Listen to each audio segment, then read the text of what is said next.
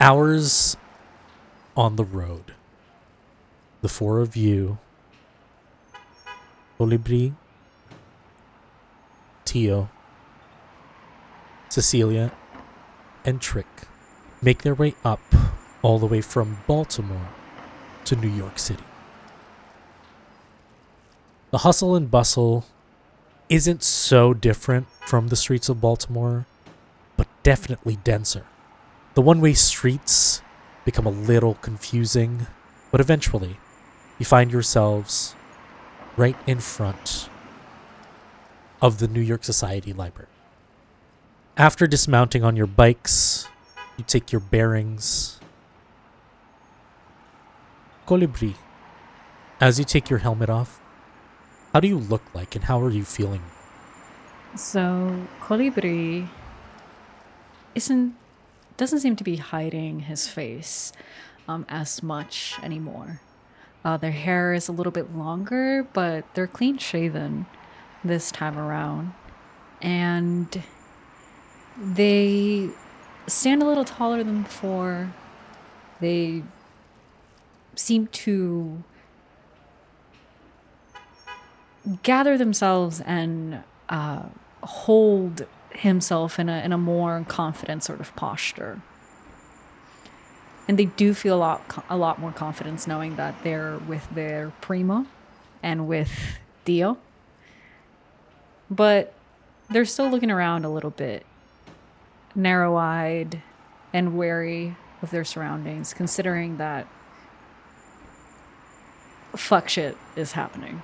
So we're dealing with something new, it seems. Your thoughts are interrupted by a hand grabbing your shoulder. It's your cousin. He just says, 3, 4, 5, 6 million people in the city. Nobody's going to recognize you. You'll be fine. Yeah, I'm not really worried about people recognizing me. I'm more so concerned about whatever it is that we're going to walk into. That is fair. Hey, you ever have the best pizza in your life? You do owe me. And he wraps his arm around your other shoulder, kind of like touches his forehead to you. We'll be fine. You know, I got your back. You got yours too. Tio, you're seeing this moment between the two cousins. How do you look like right now and how are you feeling? Tio is, he's definitely, he was already old before, so the past couple months to a year or two, however much time has passed, hasn't done too much to him. He's got a few more gray hairs as to be expected. His beard's a little bit shorter. He looks a little bit more cleaned up. He's in a new flannel, which is good to see. That raggedy old one he had to trash after the events of the mine. And he's proudly wearing his cut, which is like a sleeveless, like leather vest, and the patch on it says El Presidente. And he's kind of leaning against his bike and kind of watching this moment. And when he believes he's given it enough time, he comes up behind his two, family members, as it were, his two little ones, and just big burly hands on both their shoulders. Way to keep up, old man. It's good to get the band back together. Cecilia, this is the first time you've ridden a bike this far out. It looks like the lessons that Trick has been giving you stuck pretty well. How are you feeling right now? How are you looking? Especially now that you're about to face someone of high stature. Cecilia is feeling warm because she's taken the bike safety very seriously. Big, thick jacket that's probably too big a little bit. And also just like the stress and anxiety of everything that's happening. I think she's grateful for the push to, hey, let's all ride out to New York, because it gives her a focus for the anxiety that is not the thing that they're about to go do. So it gives her another outlet of something to be nervous about. But she's doing okay. The windswept look is new, I think. But I don't know, maybe it works. I think in the past couple of weeks, months, that shenanigans have been afoot and that she has been elbow deep in them. We've seen the sort of very neat cropped sort of bob situation kind of shag out a little bit. So she's maybe running into that windswept look a little bit more naturally than she expects to. I think her bangs are in need of a trim, but we'll get to that. So I think even though she's met some werewolves, obviously she's met some mages, this feels more important. I think this feels kind of bigger than a lot of the stuff that they've been handling recently, because this is like the fate of multiple states and the Smithens Inn and the Academe, and they're all big things involved with this. She feels way too small to be dealing with this, but part of that's kind of exciting. I don't know. Trick walks up to you, asks, ready to catch the bigwigs? I mean, as we're gonna be. You doing all right there, Trick? Honestly, Yeah. with everything that's happening, with the fact that you just got attacked a few nights ago, I'm ready for anything at this point. I think she sort of walks into him as they're walking, sort of bonks into him. Hell of a family reunion, huh? Yeah. One hell of a family reunion.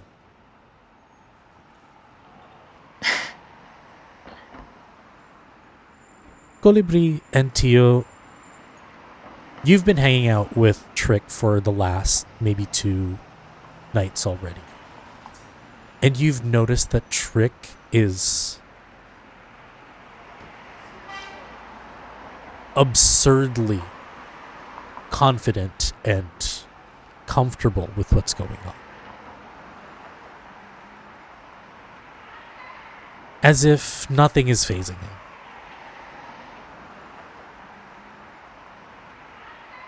But he keeps this, whatever this is, whether it's a facade or not, and follows suit with Cecilia and the rest of you walk into the library. It's a regular building, pre-war.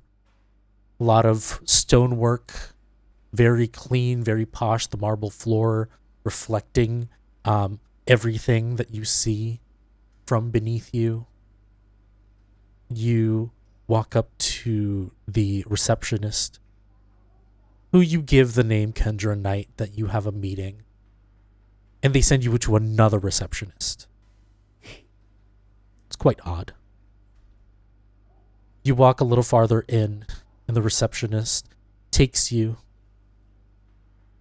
They see that you have a meeting with Kendra Knight, and with looking around, there's this form of sigil that they paint on a wall. Like a movie, or even for people in the 90s, like a music video where the floor moves and everything else shifts around you. You find yourself in this long hallway with paintings of different important looking people.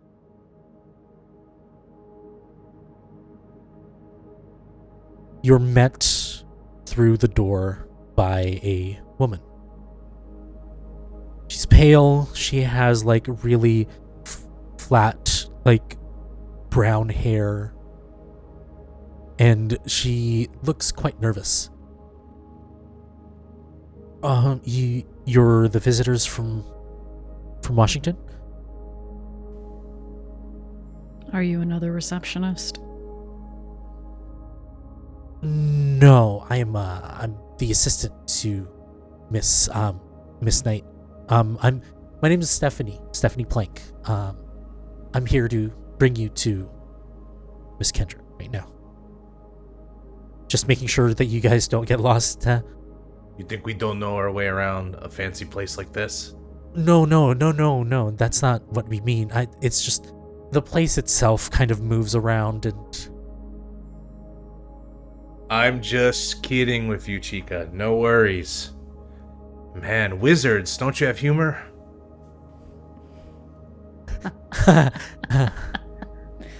You're noticing that she is looking at your colors and your cut, and definitely something that is not common around. And she says, "You're funny. Yes, follow me."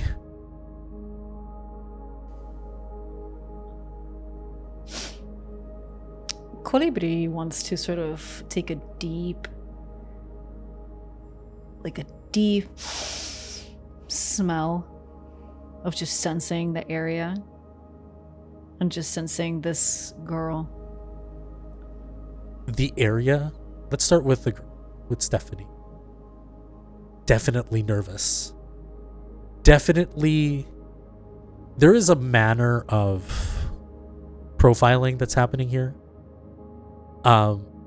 Not because you guys are from the South or you guys are a part of a motorcycle gang. Because you are what you are. Werewolves. Mm-hmm. If you notice, there's not a lot of greenery and there's not a lot of nature around where you are right now. You can assume that there's not a lot of your kind in this area. This is probably the first time that they've ran across your kind.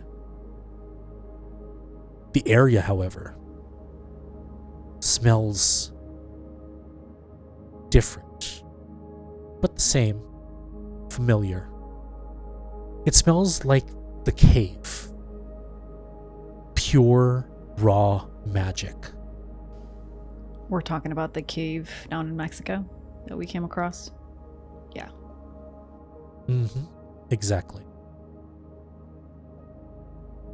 As Stephanie guides you through this hallway, you see a bunch of important-looking people, portraits, and then you see windows. Windows to outside areas that shouldn't be there. Why is there a huge field outside of a window where people are actually there?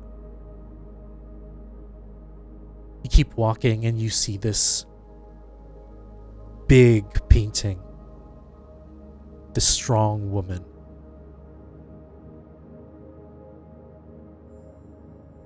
Stephanie guides you through this thoroughfare of stairs and hallways, and you end up in front of this huge door.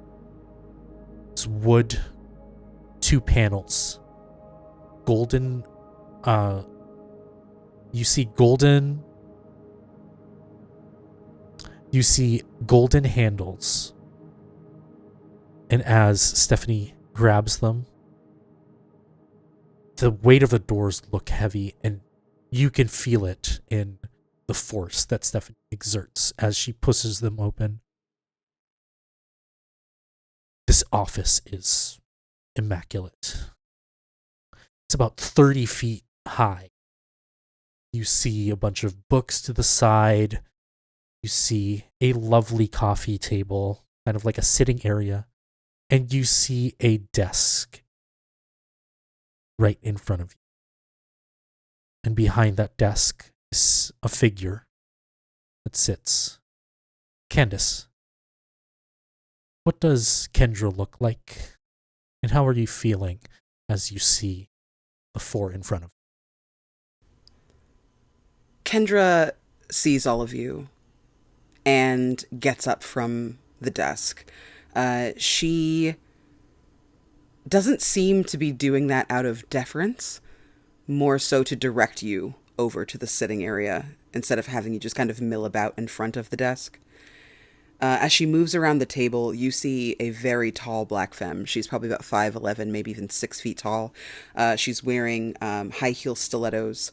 Very full-bodied person. She is in what appears to be almost a bodycon dress, very tight, very form-fitting, a modest side slit up one side, showing a muscular but very kind of soft and voluptuous leg.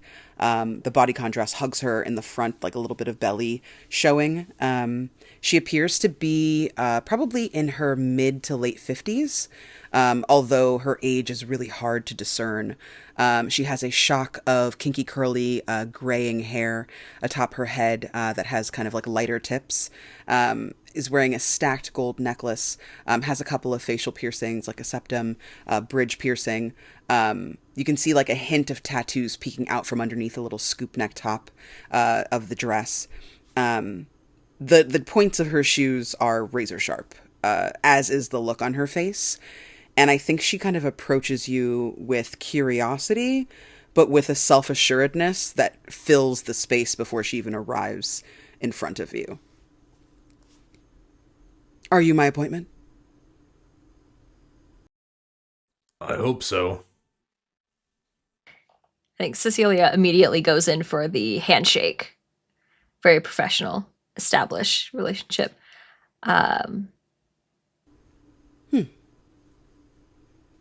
Hello. Cecilia Kupka, Baltimore Times. It's a pleasure. She holds out a hand. They're like medium to light brown skin. Looks flawless, other than these like very, very well designed tattoos that they've clearly spent a lot of money on. She has minimal makeup on, but what is there is perfectly applied. This person is fastidious. And she takes your hand. The skin is very soft, but the grip is extremely firm. As she kind of gives you a handshake, looking you in your eyes, and then turns to the other two. Do you shake? Yeah. Hi. And Colibri is just like staring at this woman and just like kind of like complete, just not sure how to approach her, only because she exudes a certain level of power. I think even just standing in this room, there is Colibri walked in with a certain level of confidence, knowing that they were with two of their, werewolf brothers family. But it's just like, he's young and a little bit just intimidated by this woman fully. Do you show that? Oh, yeah. I think there's this kind of like blinky colibri. Be not afraid. If you won't bite, neither will I. Yeah, I don't think we're looking for that kind of trouble. Good. And you? Tio is, for the first time, probably Trick and Galubri have seen, is like bashful and sheepish, like a little schoolboy. And he like extends out very like as graceful as this biker can, and just be like, yes ma'am, Jose Ortega at your service. Jose, nice to meet you. Very respectful. She kind of looks down her nose at you and hands you her hand in a more enchanté kind of way. Oh, he'll definitely take it and like almost like give a little bow as well. You hear behind you from Trick, missing the kiss over there. Quite the eye. He just like to the back, like stop, Coño, stop. She holds out a hand. Trick just holds out his. Trick, Olimar. Trick, nice to meet you. A photographer? Yeah. Yeah. Nothing goes missed by you. Yeah. Yeah. And again, Cecilia, you're starting to get weirded out. Like, Trick is overly comfortable in this moment. Yeah, I think there's a bit of a side eye, but like, listen, if he's feeling himself, that's only going to help us here, probably. So, save my comments for the after show, I guess. And Trick just sits down, tries to put his boots on top of one of the tables, and then thinks about it, looks at Kendra, and then doesn't, and just kind of like hunches his back. Please, the rest of you, sit. She snaps a finger, and a chair appears that is more comfortable than the others. It looks very stately, and she puts it at the head of this sitting room space and takes a seat. How can I help you? Cecilia, the token, the thing, the emblem. Yes. Right. I think Cecilia, pulls out the bag and is rifling through it, and will pull out this sort of metal token that they were gifted. We come on the behest of the Smithinson, I suppose. We may need assistance or guidance with what's to come. I think she's sort of looking around at the others, sort of like not quite sure how to put it into words. There's something going on with the vampires in New York. Firstly, let me see that. Of course. I think we sort of start to see Cecilia like caught up worrying about Trick, worrying about everybody else, and is kind of off her game a little bit. Kendra takes it out of your hand and looks it over, and you see like a shimmer of gold kind of appear in her palm as she makes sure that it is authentic, and then looks back up at you. So Quagmire heard that you have a problem, and in his infinite wisdom he chose to send you here? I think he thought it prudent that you be aware of the problem as well. It's going to end up on everyone's doorstep if it hasn't already. What are the mosquitoes up to? I like that one. There's another big look around of like, how do we even begin this story? So, Miss Ms. is fine. Miss Knight. The Kindred in your city have been making something called a Philosopher's Stone. I don't know if you've dealt with them, but we have. It's a pretty dangerous thing.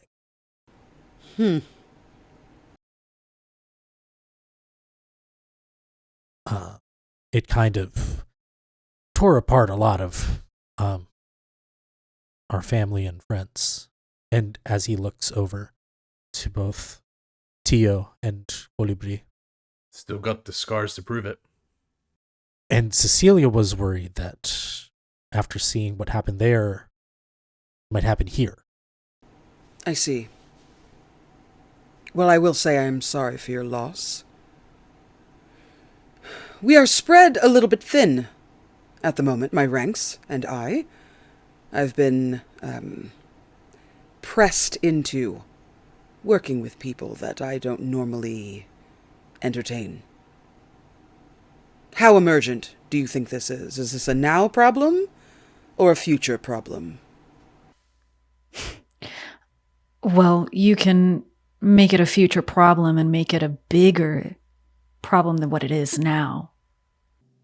From what I've been hearing, from tips through the grapevines, people are already dying over this. It's only going to be a bigger issue. And what sparked this? Do you know? Is there something specific that they want or that they're aiming for?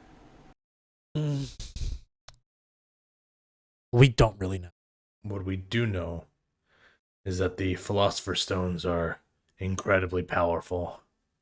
And also, in the case of our Philosopher's Stone deposit, carried the traces of a demon in them. Yeah. A demon. You see her face twitch. Her mouth kind of twists in disgust. And then it snaps back very quickly to that very kind of blank look, that very professional, almost scientific look that she has on her face. Yes, demons always getting into all sorts of trouble, making trouble all across this great nation of ours, yeah?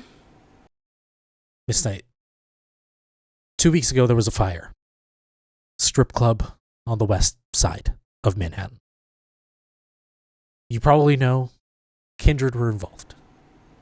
There's a cover-up happening. I used my contacts.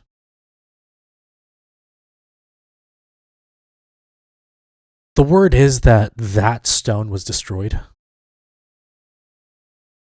But if the knowledge is out there, all you need is a little elbow grease and ingenuity, and somebody's going to make another one. I see. As much as I would like to help you, because it sounds like it would really be helping myself and my students and my city, as I said, we are spread a little bit thin, and while I do not wish to insult anyone, rather I would like you to take this with the utmost respect. 3 of you look like you know how to get a certain kind of job done, if you know what I mean. I think she's talking about you, Cecilia. Can get a different kind of job done. What do you need help with? She takes a moment and weighs her words very carefully. The urge to roll her eyes is very strong, and for a very brief moment, anyone who's paying close attention can see that. We've had a little bit of a shitstorm, so to speak. I don't feel as though we need to get into too many questions. But there is someone out there that is plucking mages off one by one. Hence why this problem is perhaps a future problem and not a now problem. A now problem are my students and the Archambault students going missing and turning up dead. I need someone to take care of that problem. And then I can reallocate some of my firepower, my manpower, mage power, so to speak, to your cause. And make it mine as well. So a favor for a favor. Indeed. You need us to hunt down a wizard killer. I do. I'd preferably like them alive because, I have my reasons. But dead also works, as long as no one else has to lose their life. After all, the more mages that are killed and slain, the fewer people I can send to your mission? Expedition? Adventure? So catch a serial killer. Seems easy enough. We hunted down one killer already. Did a pretty good job with that. Pedigree. I like that.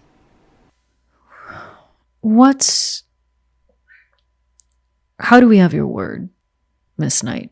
How do we know that we'll do this for you and you won't turn it around on us? I apologize for my ignorance, but we've dealt with our share of backstabbers. Some in our own court, so. Yes, well, incompetence is everywhere. No one knows that like I do. I am not a woman that is, an oath breaker. I didn't get here by betraying people or backstabbing them. I certainly won't retain my power or my position doing so. I can make my word binding, if you'd like. Or I will ask something of your journalist. Yes? Yeah. Yes. It is not my custom to just lift my skirts for anyone, so I am entrusting you with this truth in exchange for your silence. Yes? Right. Yes. The person that showed you in is on probation. She shakes like a leaf because, well, there was an indiscretion. I had a demon and the fairy godmother within my grasp in our prisons, keeping an eye on them. Are you aware of the changelings? The Fae? Wait. Pause. Pause. Trick. Fairies? Like Pinocchio, fairy godmother, Cinderella, fairy godmother. What do you... Like Tinkerbell? Oh, no. She is... Or like old school folklore, changeling type witchery. That's maybe insensitive. closer. No offense taken, we have a proud history. No, this is...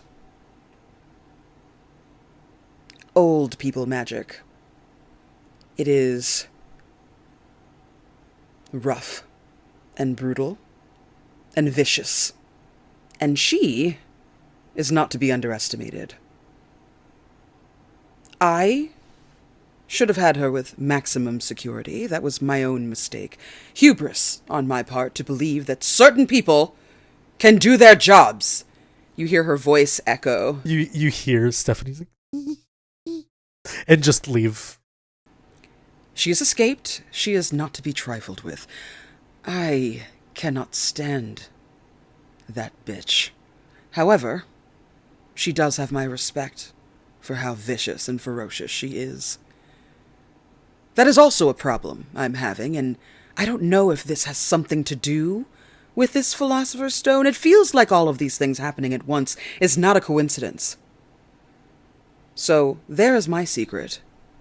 In exchange for your trust, I presume, Calibri? I mean, yeah, but Miss Knight, to be completely honest, it wasn't until maybe 2 minutes ago that I even knew that fairies existed, so... It kind of explains why, no offense, I thought one guy giving you mages a problem was a little absurd. Now I get it. It's much more complicated than perhaps I think I even realized before all of you showed here. Before we continue, is there any other supernatural creatures we need to learn their existence of today? Like mummies, angels, anything like that? I cannot stress this enough. Mummies are real. They are, yes. Like, historically, that is a way that people preserve their dead. Like, I need you to understand that, like, mummies do happen. No. Like Boris Karloff. CC, I think I'm just making sure, you know, life is weird. Yeah, you're too young. You're too young for that, I guess. Yeah, that makes sense. I think he means Emotep, and Yeah. Like the Brendan Fraser movie. You watched that, right? You guys are old enough to watch that. Exactly. Like, okay, all right. I needed to clarify for my own sanity. So many things are happening. That only came out a couple years ago. Okay, yes. Real life walking around mummies doing things post-mummying. Hold on. Is that real? I mean, I have animated a corpse in my time, but no. Is that like a normal is that like a frequent occurrence? Is that like a special occasion thing? It's a I do it because I can thing. It's not something that I make a habit of. Right. That's baller. You know what? We shouldn't be surprised. We turn into wolves. So I'm getting there. I'm getting there. I'm getting there. Ours is an anger, it's rage, it's built into our bloodline. Yeah, but objectively, Theo, we turn into wolves. Like it's Yeah. fairies and everything are real, and of course we've been dealing with vampires this entire time. So what else? Okay, so where is the last known location of this individual that you want us to sniff around for you? She kind of takes a moment and sizes everyone up, and then seems resigned that this is her team, and she is now your team, and kind of waves her hand, and in that hand appears a folder. It's pretty thick with information, and she slides it across the table. There doesn't seem to be a pattern other than the fact that they are mages. They come from different schools, backgrounds. None of them seem to be students. However, this most recent one, at City Hall, suggests that this is not random. It suggests someone who perhaps is seeking to silence or seeking to, in some twisted way, level a playing field in their favor. I don't know. But I don't like it, and it must stop now. As I said before, the more of us that are picked off, the fewer allies the rest of you have. And again, this doesn't feel like a coincidence. City Hall. Looks like someone was trying to make a statement. You understand. Trick takes the folder and slides it over to Cecilia. Already rifling. And Trick is just like, have fun with that. Oh, I will. You know what? Yeah. How about the three of us, points over to Cecilia and Colibri. Let's find a place to stay for the time being. And how about you can tell Tio a lot more about what's going on, and he can make you his famous menudo. And he kind of like ushers the two kind of out. Yeah, as we walk out, Colibri turns to Trick and is like, doesn't Tio have a boyfriend in federal prison? Tequila or rum? Tequila every day. She kind of leans back and does like a little motion, and a bar cart comes rolling over. And there's a selection of like a mezcal, like a silver, and anejo. And she kind of wheels it over to you. You can make yourself one, and then make one for me. While you tell me about this boyfriend? Husband? Honestly, we really would just classify it as an old flame. Old flames sometimes burn the brightest. My old flame lives at my house, and I kiss her goodnight every evening. My old flame's in federal prison, and his son tried to almost kill us last summer. Yes, but I'm sure he misses you, doesn't he? We know how these things go. It's the usual for us wolves. Well, my wife is a lovely person. She understands the needs that I have and has needs of her own. Are you opposed to a nightcap? I thought you would never ask. You see her smile for the first time. There is so much warmth in her face, but it feels almost too warm.